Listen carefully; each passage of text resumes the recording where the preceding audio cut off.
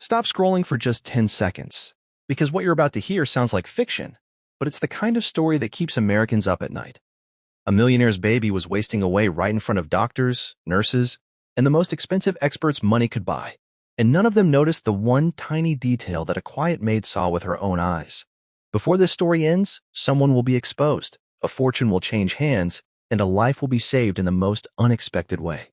If you believe that truth always finds a voice, even when it whispers, hit subscribe right now, because stories like this remind us why paying attention can change everything. The baby was born into a world of glass walls, private elevators, and rooms larger than most people's houses. The son of tech billionaire Richard Hale and his elegant wife Vanessa, a couple whose names appeared in business magazines and charity galas. Yet from the moment little Oliver came home from the hospital, something felt off. Not enough to cause panic at first. Just a sense that the baby cried too long, slept too lightly, and fed without the healthy eagerness newborns usually show. But the pediatricians reassured them, saying some babies were simply fussy, that growth charts were guidelines, not rules. And Richard trusted data more than instinct anyway, so the household moved on, staffed with nurses, chefs, nannies, and cleaners, among them Maria, a middle-aged maid who had raised 3 children of her own before ever polishing marble floors for the rich, a woman whose back ached by evening, but whose eyes missed very little. And as weeks passed, Oliver's cheeks failed to fill out, his tiny arms stayed thin, and the scale numbers quietly slid downward instead of up, prompting alarms in medical apps and emergency appointments, leading to blood tests, scans, and whispered conversations behind closed doors, all concluding the same thing. No disease, no infection, no genetic disorder, just a mysterious failure to thrive.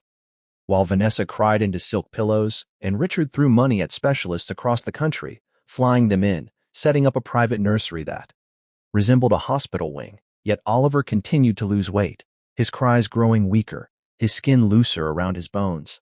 And through it all, Maria cleaned the room every morning, changed trash bins, wiped counters, and watched, noticing how the baby calmed when she hummed softly, noticing how his eyes followed her, noticing something else too, something small and easily overlooked. Every bottle prepared by the night nurse was spotless, measured perfectly, warmed just right. Yet Oliver grimaced after feeding, his lips trembling, his stomach tightening as if in pain. And one morning, Maria did something she technically wasn't allowed to do. She dipped a clean finger into a freshly prepared bottle and tasted it, expecting bland formula, but instead feeling a sharp, bitter aftertaste that made her tongue tingle, subtle enough to miss if you weren't looking for it, but unmistakable to someone who had once tasted spoiled medicine while caring for a sick child, and her heart began to pound, because bitterness had no place in infant formula. And from that moment, the story shifted from tragedy to suspense, because Maria knew something no one else did. Yet she also knew the danger of accusing someone in a house where she held no power, no status, no voice. So she watched more closely, noticing that only certain bottles carried that faint bitterness. Always prepared by the same night nurse, Evelyn, a woman with flawless credentials and a calm smile, someone Vanessa trusted completely, someone Richard barely noticed. And Maria's fear grew as she realized that if she was wrong, she'd lose her job. But if she was right, a baby was being slowly poisoned in the safest house money could build.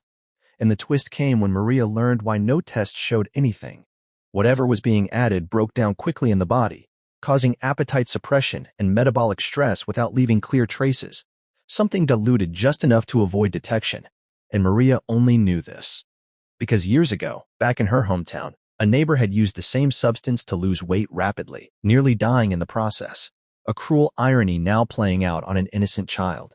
And the tension peaked the night Maria secretly replaced a bottle with an identical one she prepared herself, watching from the doorway as Oliver drank eagerly, finished it, and for the first time in weeks, slept peacefully.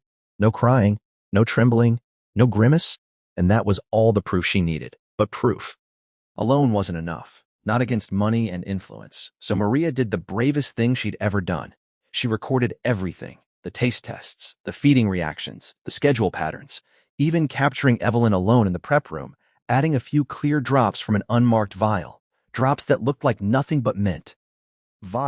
Drops that looked like nothing but mint everything. And when Maria finally went to Richard, not Vanessa, but Richard, she expected disbelief, anger, maybe even security escorting her out.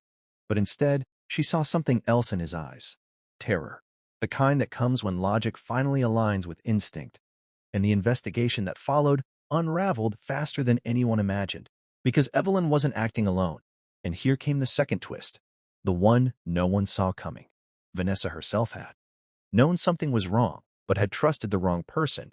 And worse, the motive wasn't money or inheritance, because Oliver wasn't in danger of dying suddenly, just slowly enough to weaken, to require lifelong care. And the plan, orchestrated by Evelyn under instructions from someone tied to Richard's business rival, was to destabilize the heir without triggering alarms, to create vulnerability, to force control over medical decisions and trusts, a long game played on the smallest, most helpless board imaginable.